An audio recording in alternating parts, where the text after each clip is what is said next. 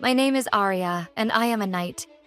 Not a squire, not a page, not a daughter of a nobleman wishing for a title, but a true knight. You might find it hard to believe, considering that I am neither tall nor burly, nor, as some would say, properly knightly. But allow me to tell you my tale, and you'll understand how I came to wield my sword and shield. It all began on a morning thick with mist. Our village, nestled between the forest of Alderwood and the craggy cliffs of Dragon's Roost, was as quiet as a resting bear. My father, a blacksmith, worked at his forge while I fetched water from the well. Life was predictable until the day the Knights of King Alaric rode into town. Their banners snapped in the wind, gold and crimson against the gray sky. They spoke of a creature, a wyvern, that had taken up residence in Dragon's Roost. It had been harassing travelers and livestock, and the knights were sent to dispatch it. I overheard their talk as I lingered near the inn, pretending to tie the laces on my boots. Something inside me stirred as I listened. Not fear, though that would have been sensible. Not awe, either. It was determination, a feeling as sharp as the blades my father forged. I wanted to join them. That night, I made my plan. If the knights wouldn't take me, I would go alone. I strapped my father's old breastplate to my chest and took up a sword from the forge. It was heavy, awkward, and far too big for me, but it would have to do. I stuffed my satchel with bread and cheese, and under the cover of darkness, I slipped away toward Dragon's Roost. The climb was steep, the air bitterly cold. My fingers ached as I gripped the rocks, and my legs trembled with every step. Still, I pressed on. Dawn found me near the summit, peering into the shadowy mouth of a cave. My heart hammered in my chest, but I reminded myself that bravery isn't the absence of fear. It's doing what must be done despite it. I crept into the cave, my sword trembling in my hand.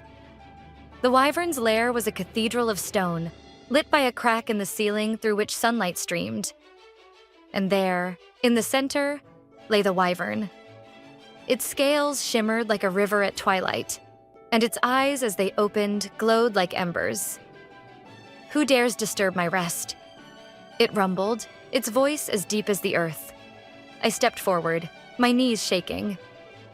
"I am Aria of Alderwood," I said, my voice steadier than I expected. "And I've come to ask why you torment my people." The wyvern blinked, its massive head tilting. "Torment? I've done no such thing. I've merely hunted to feed, as all creatures do." It was then that I noticed the wyvern's wings. One was folded neatly at its side, but the other hung limply, the membrane torn. A pang of guilt struck me. The creature wasn't terrorizing us out of malice. It was hurt and hungry.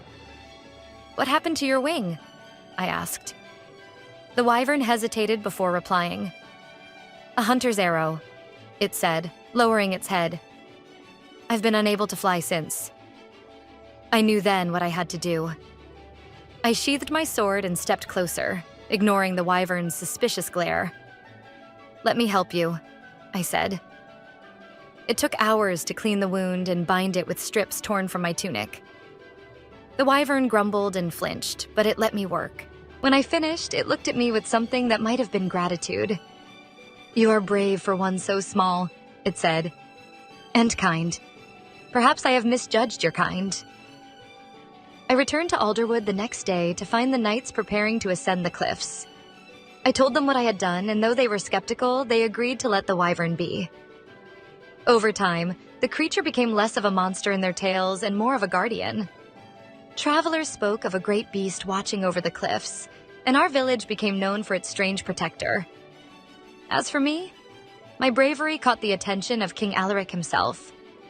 He summoned me to his court and, to the astonishment of all, knighted me. Now, I carry my sword and shield not for glory, but for those who cannot defend themselves, be they human, beast, or something in between. So, if you ever hear the villagers of Alderwood speak of the girl who tamed a wyvern, know that it is no mere story. It is my story, and it is only the beginning.